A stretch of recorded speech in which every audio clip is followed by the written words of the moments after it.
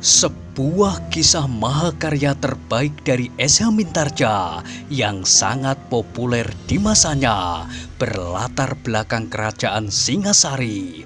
Dengan bangga kami persembahkan kepada sahabat Permata TV tercinta semuanya dengan judul Kisah Pelangi di Langit Singasari.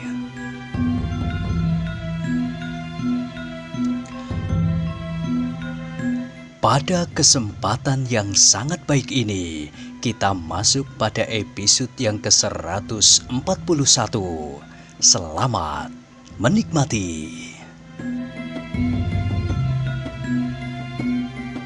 Pada episode sebelumnya telah diceritakan, prajurit itu terdiam sejenak.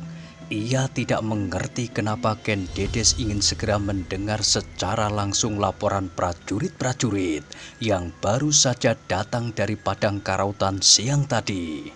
Adalah tidak lazim bahwa seseorang selain Aku Tunggul Ametung memanggil seorang prajurit untuk mendengarkan laporannya secara langsung.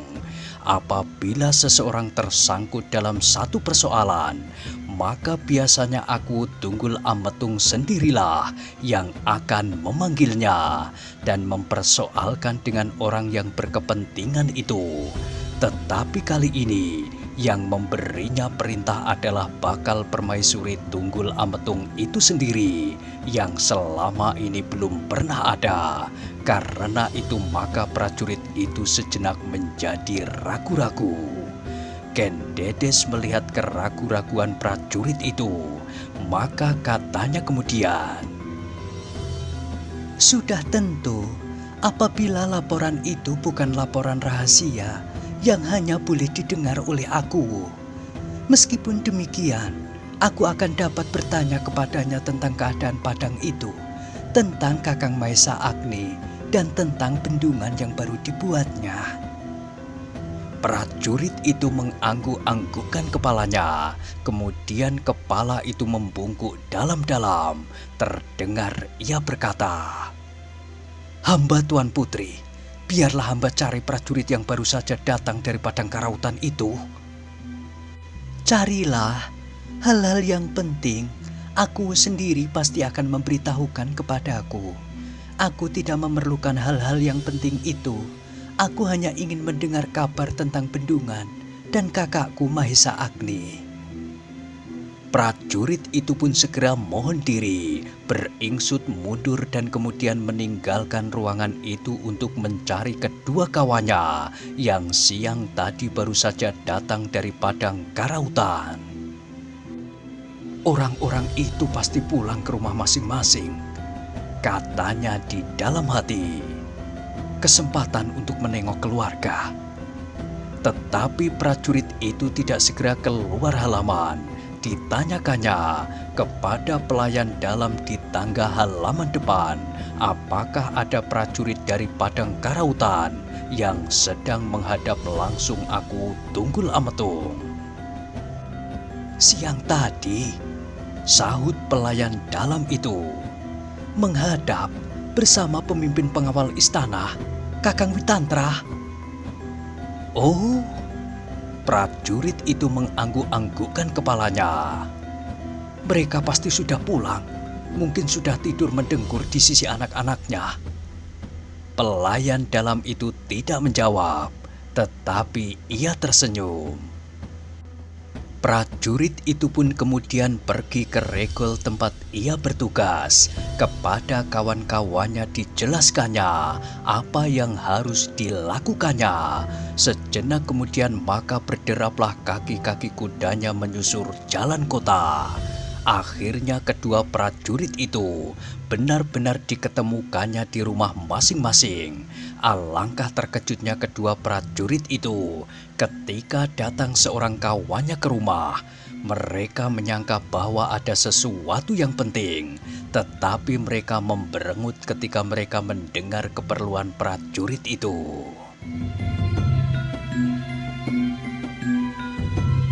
"Apakah Tuan Putri belum mendengar laporanku lewat tuanku Aku?" "Belum," sahut kawannya itu. Ketika mereka menemui prajurit yang seorang laki yang baru saja datang dari padang karautan, maka katanya, "Bukankah ini telah malam? Apakah tidak dapat ditunda sampai besok? Tuan Putri ingin segera mendengar laporanmu. Kami sudah melaporkannya kepada Tuanku Aku Tunggul Ametung, tetapi belum kepada Tuan Putri." Ah! Prajurit itu berdesah, tetapi ia pun membenahi pakaiannya. Kemudian mereka pun dengan tergesa-gesa pergi ke istana untuk menghadap Ken Dedes. "Kenapa tidak siang tadi?" Prajurit yang seorang masih saja menggerutu. "Aku melihat kalian datang, tetapi aku tidak melihat kalian pergi bersama Kiwi Tantra. Apakah kalian lewat regol yang lain?" "Ketika aku datang, Kiwi Tantra ternyata sudah berada di istana.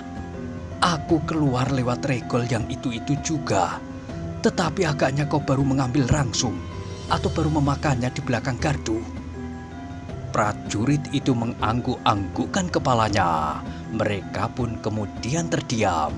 Hanya derap kuda mereka sajalah yang terdengar memecah sepi malam, menghantam dinding-dinding halaman di sisi-sisi jalan.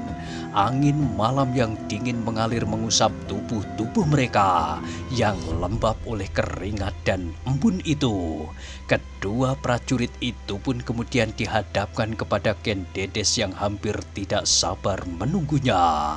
Empu Soto yang sudah mulai terkantuk-kantuk pun menjadi terbangun kembali.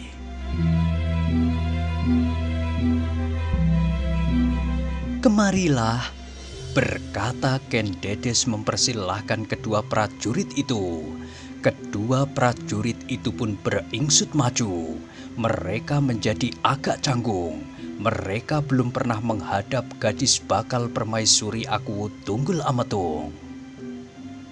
"Apakah kalian baru datang dari padang karautan?" bertanya Ken Dedes. "Hamba Tuan Putri," jawab salah seorang dari mereka dengan suara parau, karena mereka masih juga dihinggapi oleh rasa kantuk. "Apakah ada sesuatu yang penting terjadi di padang karautan, sehingga kau berdua harus melaporkannya kepada aku?" "Oh, tidak Tuan Putri," sahut salah seorang prajurit itu. "Tidak ada yang penting. Hamba hanya menyampaikan laporan bahwa prajurit-prajurit Tumapel telah sampai dengan selamat dan telah mulai bekerja dengan baik membantu orang-orang Panawijen membuat bendungan." Ken Dedes menarik nafas dalam-dalam. Bersyukurlah ia di dalam hati bahwa tidak ada sesuatu yang penting terjadi. "Bagaimana dengan bendungan itu dan Kakang Mahesa Agni?" "Kakanda Tuan Putri, Mahesa Agni kini baru pergi ke Panawijen tuanku. Ada sedikit bencana yang menimpa padukuhan itu, tetapi sama sekali tidak berarti dan tidak mengganggu pekerjaan yang besar itu." Ken Dedes mengerutkan keningnya mendengar berita tentang Panawijen. Karena itu maka dengan serta-merta ia bertanya, "Bencana apa lagi yang telah menimpa padukuhan itu? Padukuhan itu telah menjadi kering, dan sekarang apa yang telah terjadi?" "Tetapi bencana itu tidak mencemaskan Tuan Putri. Bahkan bencana yang kecil itu dapat saja dilupakan." "Iya, tetapi apa yang terjadi?" "Justru karena Panawijen telah menjadi kering, maka udara di padukuhan itu pun menjadi sangat panasnya. Sehingga karena itu, maka di padukuhan itu telah terjadi kebakaran kecil. Beberapa buah lumbung dan rumah terbakar habis. Tetapi karena beberapa orang tua masih tinggal di padukuhan itu dan perempuan, maka dengan pasir dan sisa-sisa pohon pisang yang masih ada, maka api dapat dibatasi. Ternyata mereka berhasil memisahkan api yang berkobar itu dengan daerah di sekitarnya, sehingga api tidak menjalar lebih besar lagi." "Oh, kasihan Panawijen." "Tetapi Tuan Putri tidak usah cemas. Hamba telah menyampaikan semuanya itu kepada Tuanku Aku Tunggul Ametung. atas perintah pemimpin yang ditugaskan di Padang Karautan, Ken Arok. Bagaimanakah tanggapan Tuanku Aku Tunggul Ametung? Tuanku Aku hanya tertawa saja mendengar laporan hamba. Tetapi akhirnya Tuanku Aku memerintahkan kepada Kakang Witantra untuk menyampaikan perintah kepada yang berkepentingan, menyediakan padi dan jagung untuk membantu orang-orang Panawijen yang telah kehilangan sebagian dari bahan makanan mereka, sedang sawah-sawah mereka sendiri dalam keadaan kering dan tidak mungkin menghasilkan di musim kering seperti ini. Ken Dedes mengangguk-anggukkan kepalanya, kemudian ia menarik nafas dalam-dalam sambil berdesah. Beruntunglah Panawijen mempunyai seorang Akuwu yang baik. Sejenak ruangan itu menjadi sunyi, tetapi Ken Dedes sudah tidak lagi dicekam oleh kecemasan dan kegelisahan. Bencana itu memang bukan bencana yang besar yang dapat menggelisahkannya. Mungkin karena persoalan yang kecil itulah, maka aku tidak segera memanggilnya dan memberitahukan kepadanya tentang apa yang telah terjadi di Panawijen. Bahkan mungkin lusa, Aku Tunggul Ametung baru akan memberitahukannya.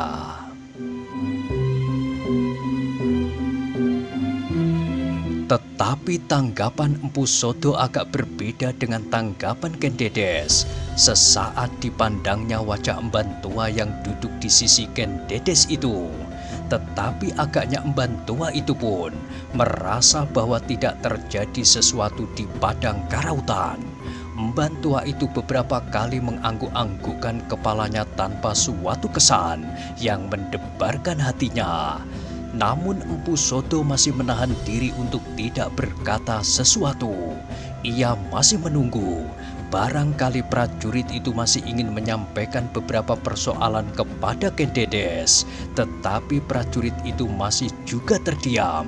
Ken Dedes dan pemomongnya pun masih juga belum berkata sesuatu. Ruangan itu masih juga diliputi oleh kesenyapan. Yang terdengar hanyalah desah angin yang menyentuh dedaunan di petamanan di luar ruangan itu. Para prajurit yang sedang bertugas duduk terkantuk-kantuk sambil memeluk senjata mereka. Prajurit yang duduk di tangga di belakang ruangan belakang itu pun sudah mengantuk pula.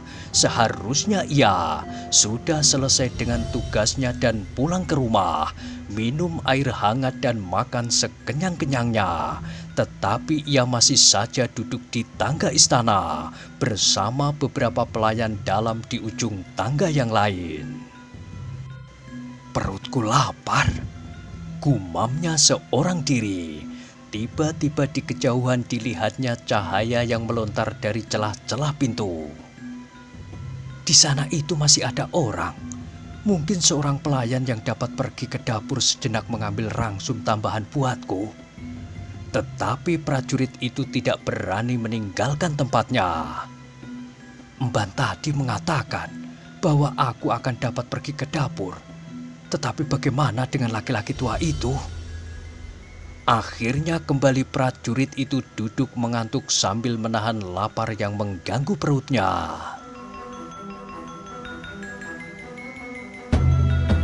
Di dalam ruangan yang sepi itu, Empu Sodo menjadi gelisah. Keterangan prajurit yang baru saja datang dari Padang Karautan itu baginya membawa kesan yang lain. Bukan sekedar beberapa buah lumbung yang terbakar, bukan sekedar beberapa orang Panawijen telah kehilangan tempat tinggalnya, tetapi jauh lebih mendebarkan daripada itu. Isi lumbung yang terbakar, rumah-rumah yang hangus menjadi abu akan segera dapat diganti. Lumbung-lumbung akan segera dapat dibangun kembali. Bahkan Aku Tunggul Ametung telah memerintahkan untuk mengirimkan jagung dan padi ke Panawijen. Tetapi yang mencemaskannya adalah kenapa hal itu terjadi? Apakah benar hanya sekedar karena udara yang panas, maka lumbung-lumbung itu terbakar? Tetapi seandainya seseorang telah membakarnya, apakah mereka hanya sekedar ingin melihat orang-orang Panawijen kelaparan, ataukah ada tujuan yang lain? Akhirnya Empu Sodo tidak dapat menahan pertanyaannya lagi. Dengan hati-hati ia berkata, "Angger, prajurit-prajurit yang baru datang dari Padang Karautan, apakah kebakaran yang timbul di Panawijen itu disebabkan oleh udara yang panas atau karena seseorang kurang berhati-hati sehingga menimbulkan bencana itu, atau oleh sebab yang lain lagi?" Kedua prajurit itu mengangkat wajahnya, kemudian mereka berpaling kepada laki-laki tua itu. Sejenak mereka menjadi ragu-ragu, namun kemudian terdengar Ken Dedes berkata, "Jawablah pertanyaan itu." "Hamba tuanku," sahut salah seorang dari mereka. "Tetapi hamba tidak tahu pasti apa yang telah menyebabkannya. Dua orang tua yang tinggal di Padukuhan Panawijen telah datang ke Padang Karautan dan memberitahukannya kepada Kakanda Tuan Putri yang segera ingin melihatnya sendiri ke Panawijen." Ken Dedes mengangguk-anggukkan kepalanya. Ia sudah menyangka bahwa Mahesa Agni pasti akan datang sendiri ke Panawijen untuk menyaksikan bencana itu betapa kecilnya. Karena itu ia sama sekali tidak terkejut mendengar keterangan prajurit itu. Berbeda dengan Ken Dedes, Empu Sodo merasa sesuatu berdesir di dadanya meskipun tidak segera tampak pada wajahnya. Tetapi laki-laki tua itu kemudian bertanya pula, "Dengan siapakah Angger Mahesa Agni pergi ke Panawijen?" "Dengan pamannya," sahut prajurit itu. Empu Sodo menarik nafas dalam-dalam. Yang dimaksud pamannya pastilah Empu Gandring. "Hanya berdua?" "Tidak," sahut prajurit itu. "Meskipun Adi Mahesa Agni ingin pergi seorang diri, tetapi pamannya menasihatkannya untuk membawa beberapa orang kawan." "Iya, siapakah kawan-kawannya itu?" "Ken Arok sendiri." Empu Sodo mengerutkan keningnya, meskipun tidak segera terucapkan, tetapi di dalam kepalanya berkecamuk berbagai macam persoalan.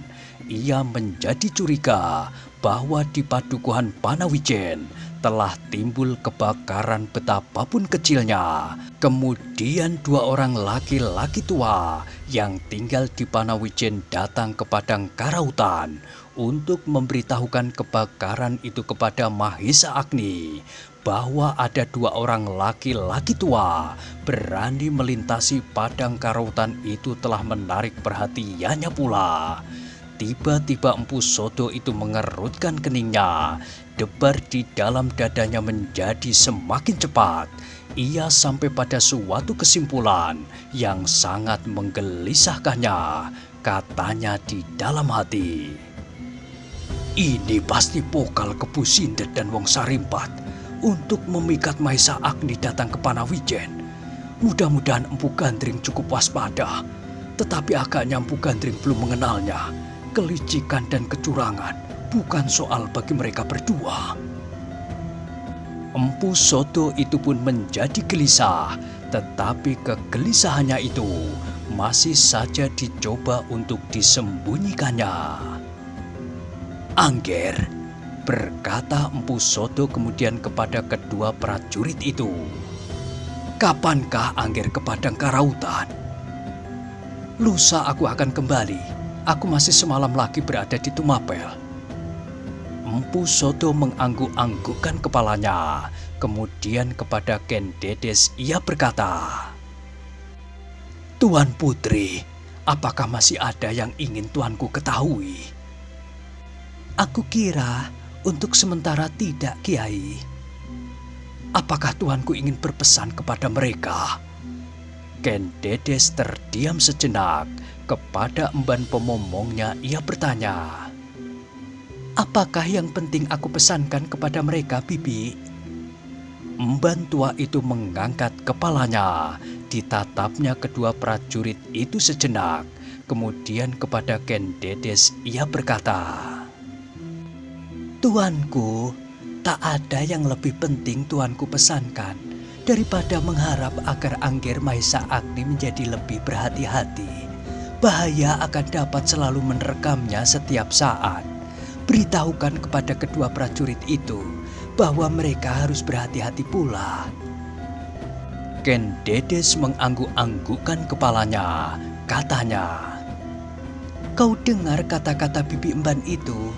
Mungkin dapat kau beritahukan kepada Kakang Mahesa Agni bahwa ia harus berhati-hati terhadap dua orang yang bernama Kepu Sindet dan Wong Sarimpat. Bukankah begitu, Kiai?" Iya tuanku," sahut Empu Soto. Tiba-tiba prajurit-prajurit itu mengerutkan keningnya. Salah seorang dari mereka berkata, "Iya, aku pernah mendengar nama itu.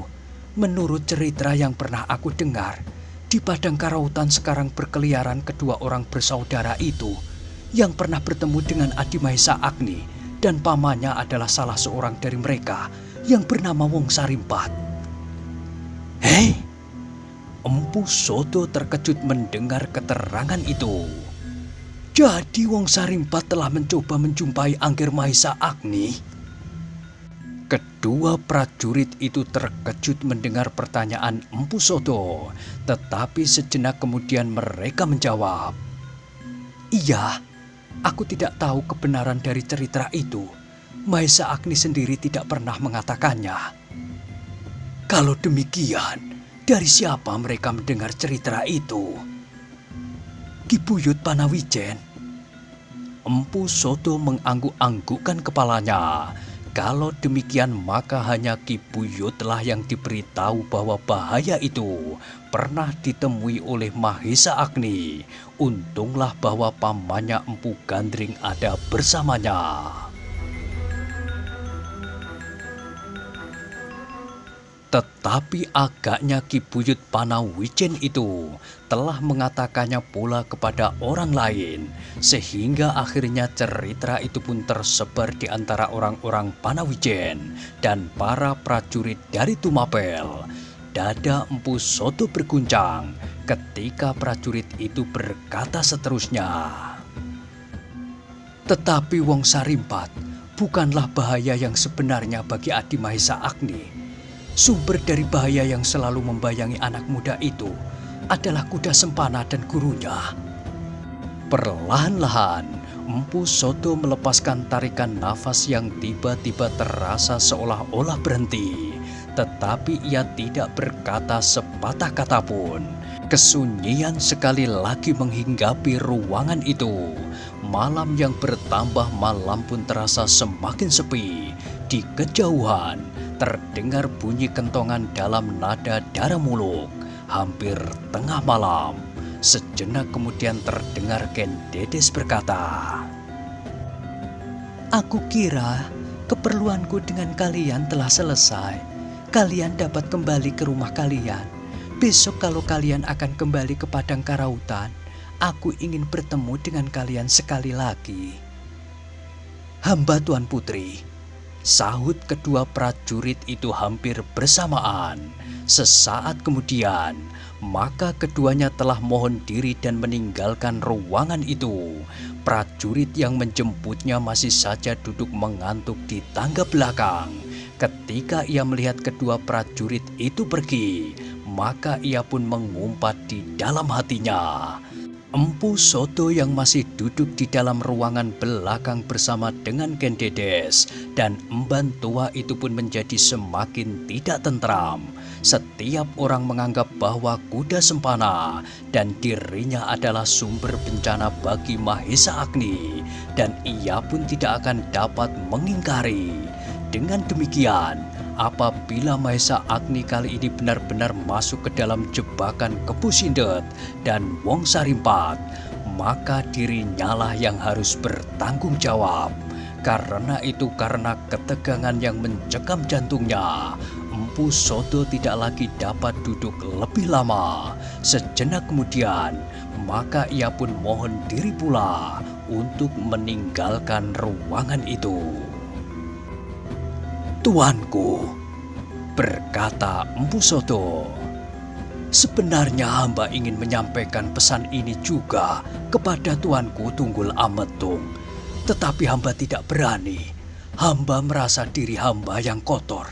Karena itu Tuanku, hamba mengharap bahwa Tuanku Aku Tunggul Ametung akan dapat mendengarnya dari Tuan Putri. Mungkin Tuanku Tunggul Ametung akan mempunyai suatu sikap yang dapat menyelamatkan Angger Mahesa Agni atau bahkan menangkap kedua setan dari kemundungan itu. Kalau ada orang lain yang mau mencoba menangkapnya, maka hamba menyediakan diri untuk ikut serta. Mungkin Panji Bojong Santi dan sepasukan prajurit, atau mungkin orang lain menurut pertimbangan Tuanku Aku Tunggul Ametung." Ken Dedes mengangguk-anggukkan kepalanya. Jawabnya, "Baik, Empu. Aku akan menyampaikannya kepada Tuanku Aku Tunggul Ametung. Apabila kedua orang itu telah tertangkap, maka akan tentramlah hatiku." "Demikianlah Tuanku. Dan kini, perkenankanlah hamba mohon diri. Setiap kali hamba bersedia untuk memenuhi panggilan Tuanku. Bukan saja untuk suatu pekerjaan yang berat, bahkan untuk digantung pun hamba akan datang." Ken Dedes mengerutkan keningnya, namun kemudian ia berkata, "Baiklah Empu, aku akan memberitahukan kepadamu apabila ada sesuatu yang penting untuk kau ketahui." Empu Soto itu pun kemudian meninggalkan ruangan itu pula, diantar oleh emban pemomong Ken Dedes. Di luar pintu bilik, emban itu terkejut melihat seorang prajurit hampir tertidur pada kedua tangannya yang memeluk lututnya. Ketika prajurit itu mendengar langkah keluar, ia pun terkejut pula dan segera memperbaiki letak duduknya. Tetapi segera ia menarik nafas dalam-dalam ketika dilihatnya emban tua itu bersama laki-laki yang telah dibawanya masuk. Desis prajurit itu. "Kapan aku harus pergi ke dapur?" "Oh," emban tua itu tersenyum. "Aku lupa membawamu ke dapur. Pembicaraan kami terlampau asik, sehingga aku tidak ingat lagi bahwa kau ada di sini." "Terlalu. Apakah sekarang kau masih lapar?" "Tidak, aku sudah tidak lapar lagi. Aku telah makan kenyang-kenyang di sini." "Makan apa?" "Angin," sahut prajurit itu sambil bersungut. "Oh," emban itu tertawa. "Marilah, aku ambilkan rangsum tambahan buatmu." "Tidak, aku sudah tidak lapar." "Jangan mutung." "Tidak." Kemudian katanya kepada laki-laki tua yang menyebut dirinya Makerti, "Marilah Kaki, apakah kau sudah cukup?" "Sudah, Ngger." "Marilah, aku antar kau keluar halaman istana ini." "Tetapi, apakah Angger tidak makan dahulu?" "Tidak." "Aku juga tidak dijamu makan, meskipun aku bertamu hampir separuh malam." "Separuh malam lebih," prajurit itu membetulkan. "Oh iya, separuh malam lebih."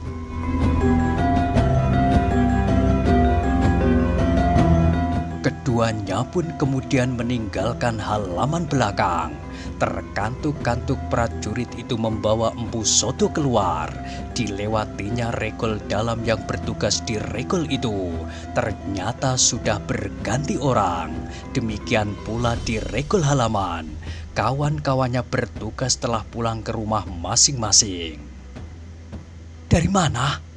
bertanya penjaga yang baru. "Aku bertugas di kamar bakal permaisuri," sahut prajurit yang terkantuk-kantuk itu. Iya, hanya aku sajalah satu-satunya prajurit yang bertugas di sana dari seluruh Tumapel. Menyenangkan sekali. makan, minum, dan apa saja yang kuminta, Tuan Putri sendirilah yang memberinya." Prajurit-prajurit yang sedang bertugas itu tertawa. Mereka tahu bahwa prajurit itu sedang lapar dan menunggu seseorang yang diantaranya itu sampai tengah malam. Ketika mereka telah sampai di luar regol, maka segera prajurit itu berkata, "Kaki Makerti, tugasku sudah selesai. Kaki telah keluar dari halaman istana. Karena itu, terserahlah kepada Kaki. Apakah kau akan bermalam di rumahku?" "Terima kasih, Nger. Terima kasih. Aku akan pergi ke tempat saudaraku." "Kaki mempunyai saudara di kota ini?" "Iya, aku akan mencarinya. Rumahnya di dekat pasar." "Silahkan," berkata prajurit itu. Ia sudah merasa sangat lelah dan ngantuk. Karena itu maka segera ditinggalkannya laki-laki tua itu seorang diri. Dengan langkah panjang prajurit itu berjalan pulang. Untunglah bahwa rumahnya tidak terlampau jauh dari istana. Tetapi ia harus bersedia jawaban kalau istrinya bertanya kenapa ia pulang terlambat.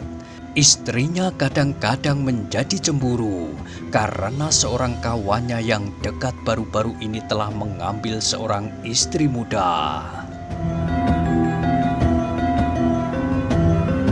Sepeninggal prajurit itu, hati Empu Sodo menjadi semakin gelisah.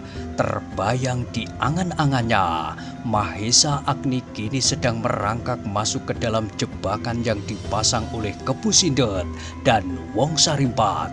Sejenak Empu Sodo masih saja berdiri termangu-mangu. Ia sama sekali tidak dapat mencuci tangan terhadap apa yang akan terjadi dengan Mahesa Agni.